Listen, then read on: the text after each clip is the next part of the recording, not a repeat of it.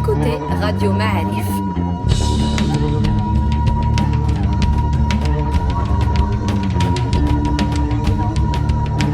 Le podcast Histoire.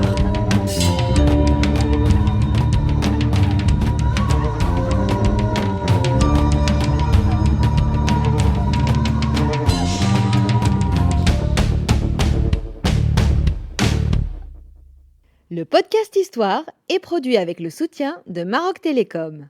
Bienvenue dans un nouveau podcast de Radio Ma'arif. On est très content d'être à Rabat chez le professeur Lahsen Oulhaj. Bonjour professeur. Bonjour. Professeur à l'université Mohamed Khamis, membre du Conseil économique, social et environnemental.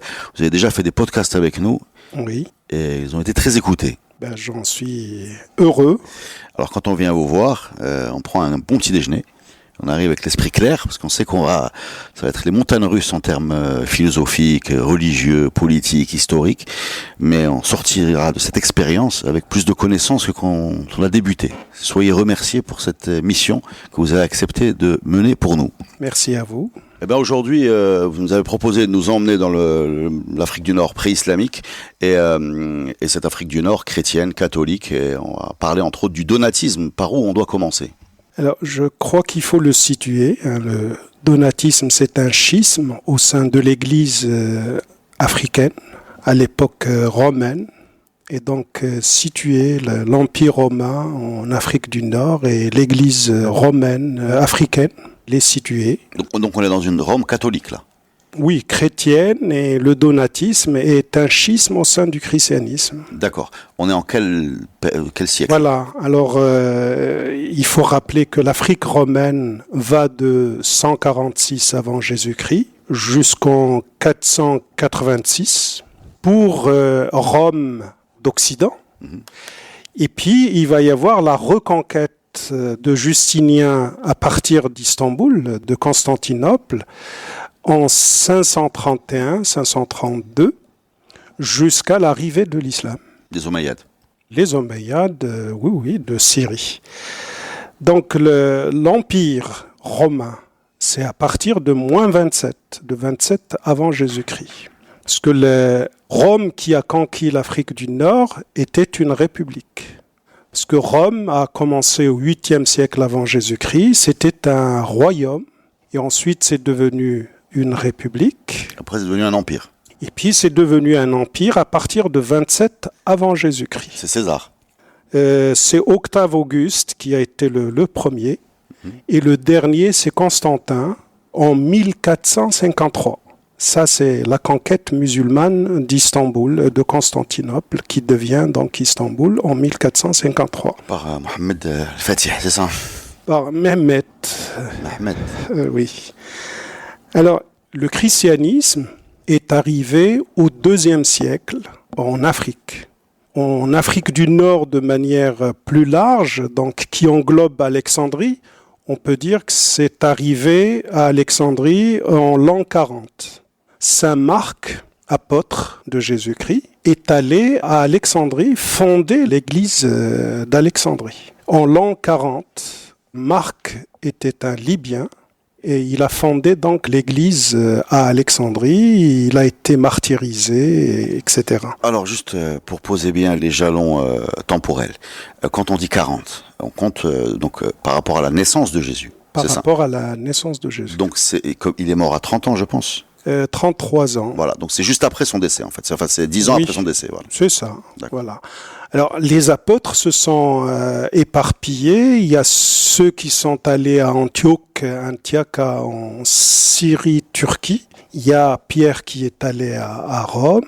Il y a Marc qui est allé à Alexandrie. Mais pour l'arrivée en Afrique du Nord, dont la capitale était Carthage, il fallait attendre le IIe siècle. Et on est certain que le christianisme était fortement présent en Afrique du Nord à partir de la fin du IIe siècle. Et on va connaître des noms comme Tertullien, qui était un père de l'Église.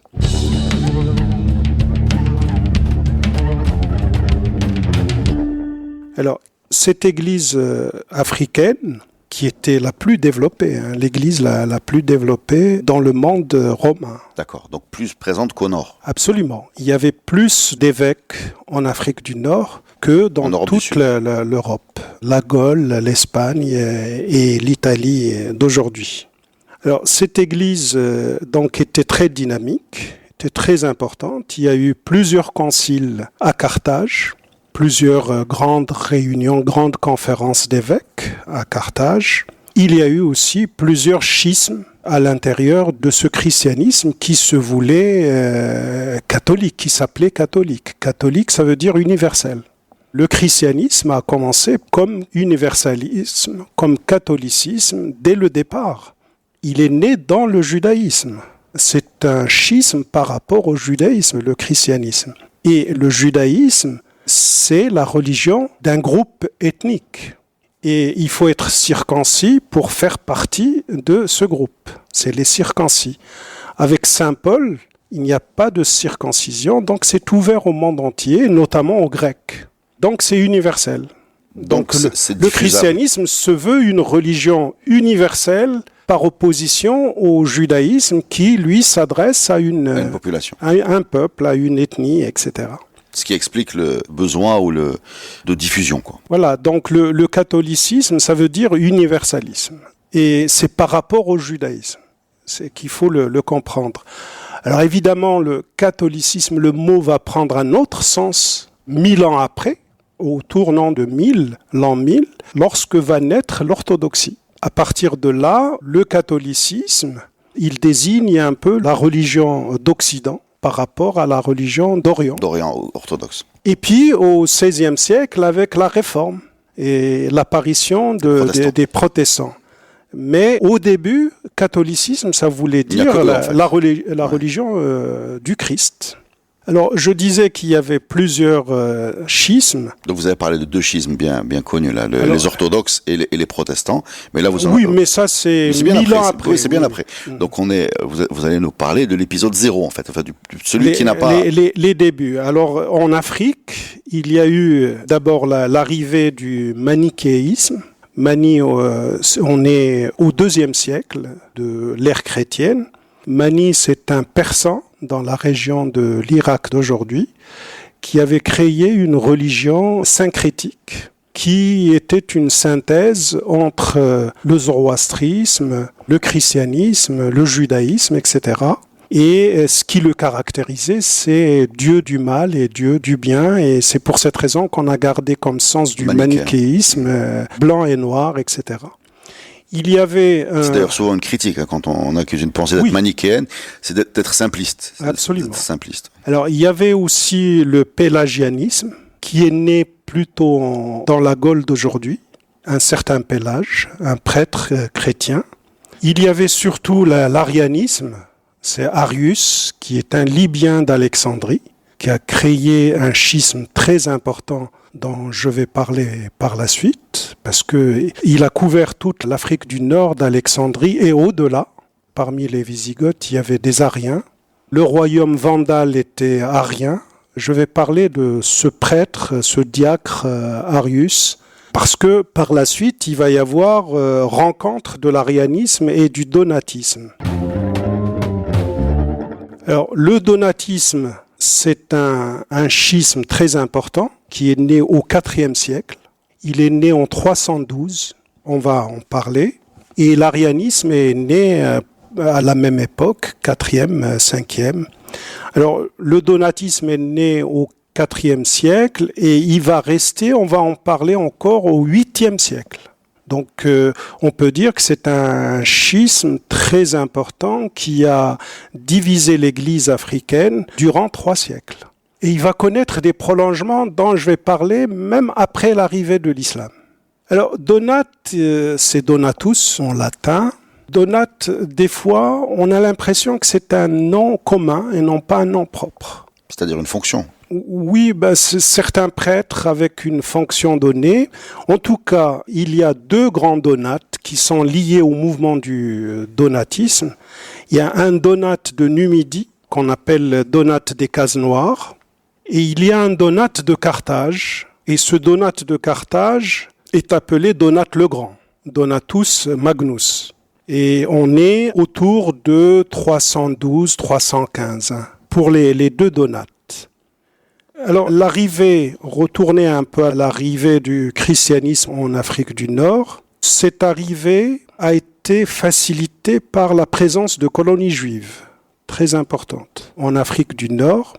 Ça, je vais revenir sur ce sujet pour expliquer le succès du judaïsme qui implique le succès du christianisme en Afrique du Nord et qui implique même le succès de l'islam par la suite. Alors, il y a Saint Philippe apôtre qui a été en Afrique. Il y a Saint Simon qui est un Africain libyen, Saint Simon. Alors, il y a Pierre, il s'appelle aussi Simon, hein, mais je parle de Simon qui a porté la croix de Jésus-Christ, qui est un Libyen, lui. Saint Simon est né en Cyrénaïque, en Libye.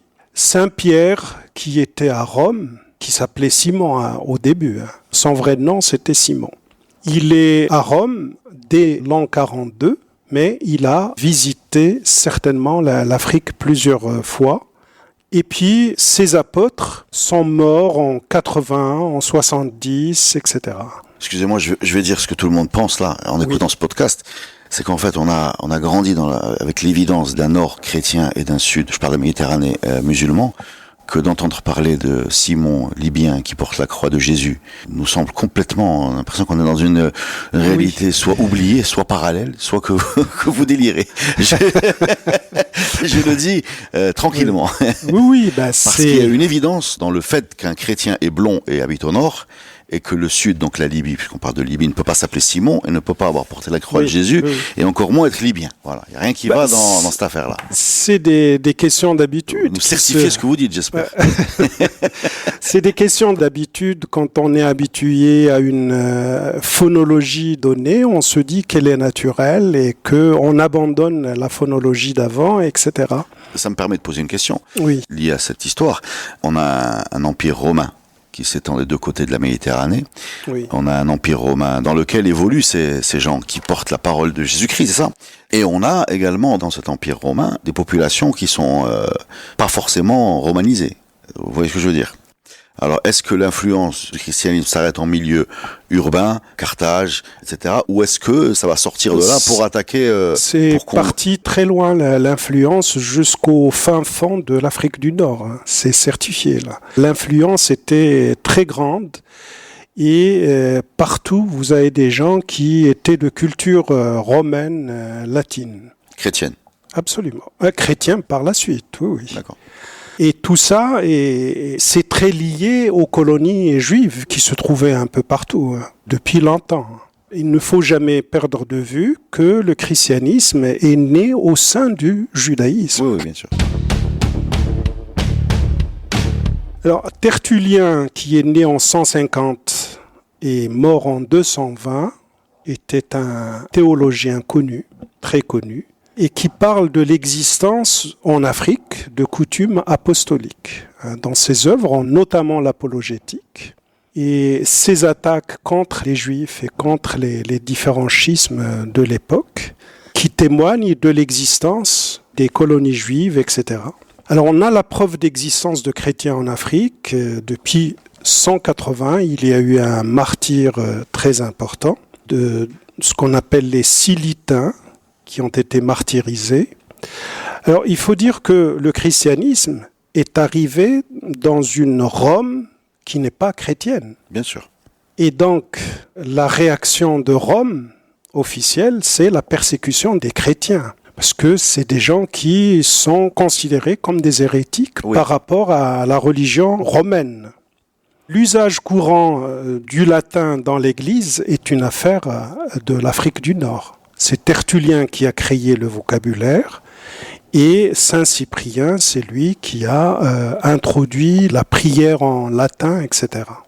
Donc je disais qu'il y avait un grand nombre de sièges épiscopaux en Afrique du Nord. Il y a eu plusieurs conciles, dont le premier à Carthage dès 220, dès l'an 220, il y avait un concile des chrétiens et on est toujours dans l'opposition. Il y avait plusieurs écrivains et docteurs chrétiens en Afrique du Nord. On cite Félix, on cite Tertullien, Saint-Cyprien, Arnaud l'Ancien, Lactance, Victorinus, Affaire, Commodien, Saint-Augustin qui est très connu, Marius Mercator, Vigile de Thapes, Fulgence, Facundus, Verecundus, Liberatus, etc. Tous ces gens-là sont des Amazirs, on est d'accord? C'est des gens de l'Afrique du Nord, romanisés, et évidemment, sur le plan ethnique, c'est des Berbères, absolument. Et le christianisme, on sait bien, il n'a été adopté par les... Non, je rigole parce qu'en fait, comme les noms ont été rapportés par les Romains et écrits avec l'alphabet qu'ils avaient, voilà, j'imagine bien que leur papa les appelait pas comme ça. Certainement, ou leurs voisins. Voilà. Certainement. Maintenant, et certains linguistes amazirs essayent de retrouver. C'est comme Apulé, quoi. Pour Apulé, on considère que c'est à Foulaye, et pour Augustin Arstin, pour Tertullien, on peut le rapprocher du muet à Dardor. Pas le muet, le sourd. On peut rapprocher, mais on n'est jamais sûr. Bien sûr, bien sûr. On a fait des efforts pour Massinissa, par exemple, on considère que c'est Misnissa, le fils de Isa. Pour Jugurtha, on l'a rapproché de Jugurthen, il est plus grand qu'eux, etc. On peut rapprocher, enlever la terminaison latine et retrouver un peu quelque chose qui ressemble au berbère, sachant que le berbère lui-même a évolué à travers l'histoire, que c'est pas quelque chose de figé.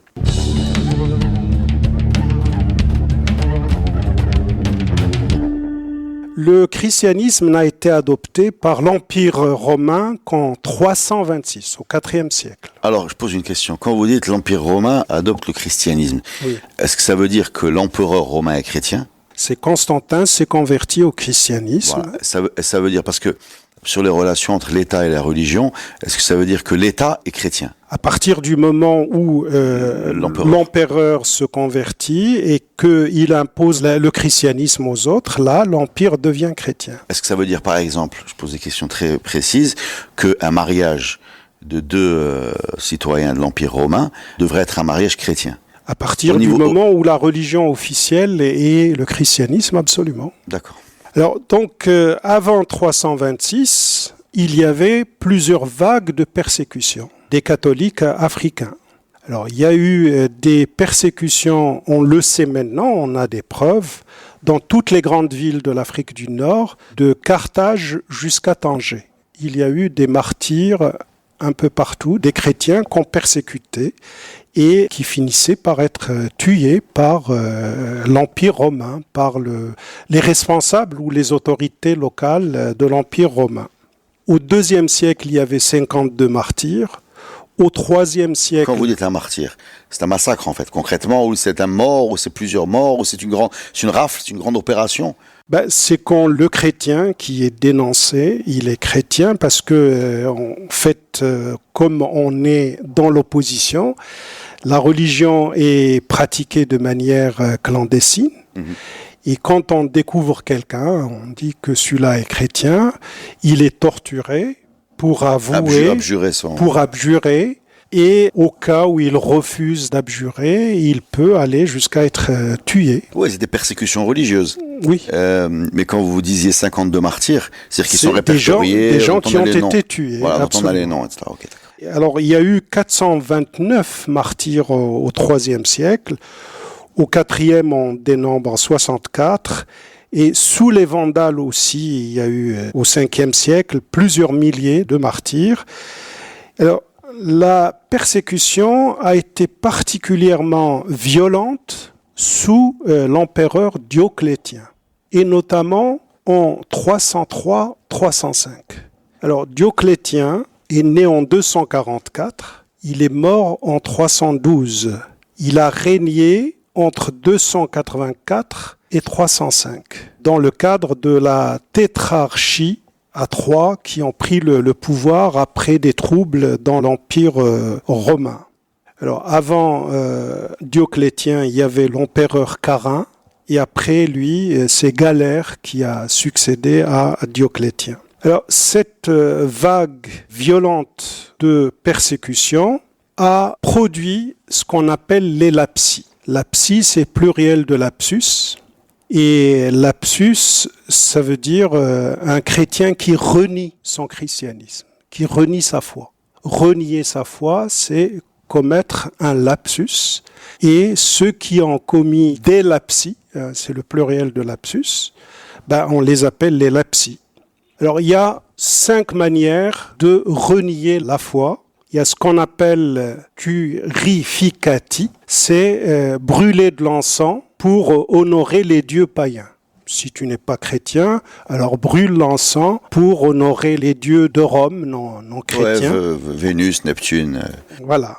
Il y a sacrificati. Les sacrificati, ceux qui sacrifient pour les dieux romains.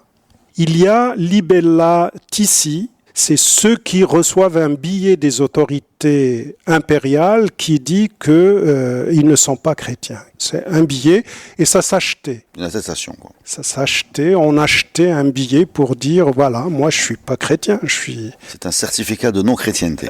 Absolument. Il y a acta facientes, c'est les fausses déclarations pour sauver sa peau, pour sauver sa vie. Il y a traditores, c'est les traîtres, ceux qui abandonnent les écritures sacrées et qui révèlent le nom de frères chrétiens qui dénoncent c'est les rafles, ouais.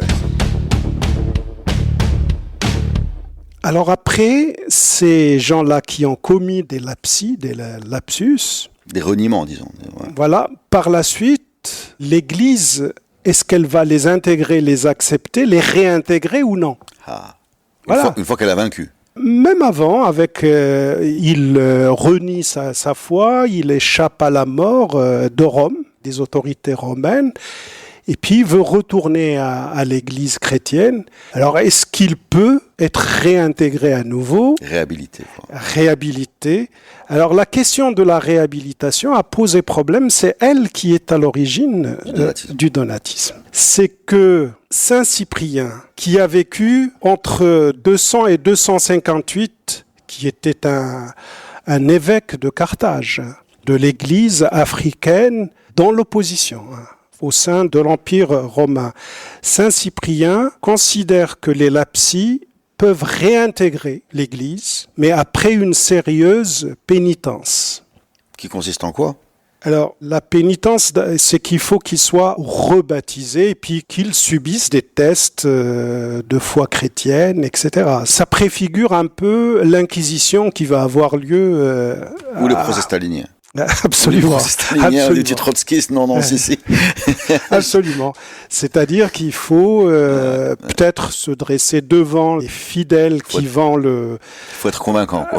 qui vont le torturer et pour qu'il prouve qu'il est chrétien, etc. Je suis ébahi par l'intensité de la vie spirituelle de cette période. Les gens se posaient beaucoup de questions, faisaient des revirements, revenaient et devaient prouver. Alors, tout en ayant un quotidien parfois difficile. Donc il accepte, Saint Cyprien accepte la réhabilitation des lapsis. D'accord. Alors il y a eu un prêtre qui a refusé cela, il s'appelle Novatien, et ça a créé un schisme. En disant ils ne peuvent pas revenir. Absolument. Voilà, donc, ceux qui ont péché, c'est terminé. Ouais, il fallait qu'ils meurent avec ses convictions. Absolument, absolument. Saint Cyprien, il accepte de rebaptiser les anciens chrétiens qui avaient commis des lapsis, les rebaptiser, donc refaire le baptême. Et l'une des pratiques qui caractérise le donatisme, et même l'arianisme, c'est le rebaptême, un double baptême. C'est qu'on baptise un enfant pour qu'il devienne enfant de Dieu et pour qu'il intègre la communauté chrétienne. Mais un enfant, c'est un enfant. On peut se dire que c'est lorsque ça devient une initiative individuelle qu'on peut accepter le baptême. Et c'est l'idée donc d'un deuxième baptême, sachant que Saint Paul s'était exprimé contre le double baptême. Il considérait qu'il y a un seul Seigneur, il y a un seul baptême.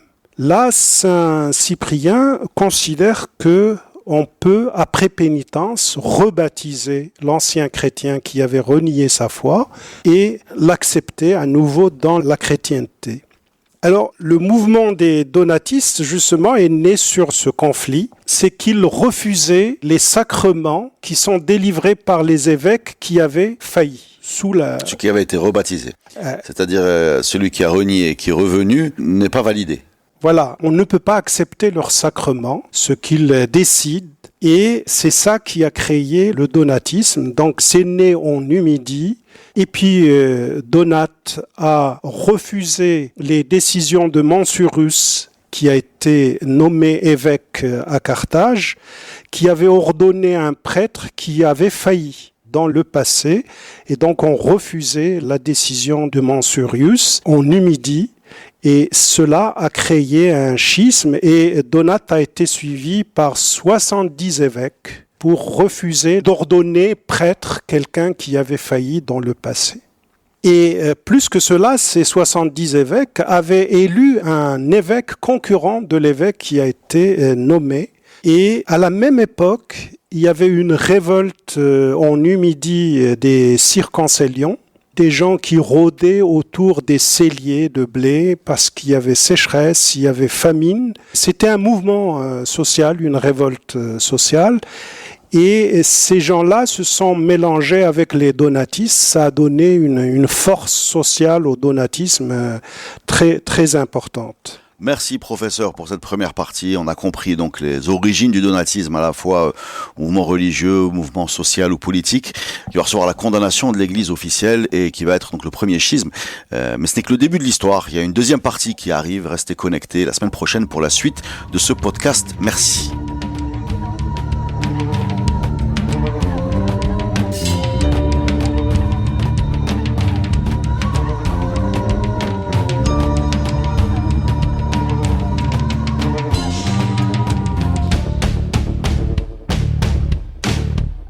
Le podcast Histoire est produit avec le soutien de Maroc Télécom. Maroc Télécom, un monde nouveau vous appelle.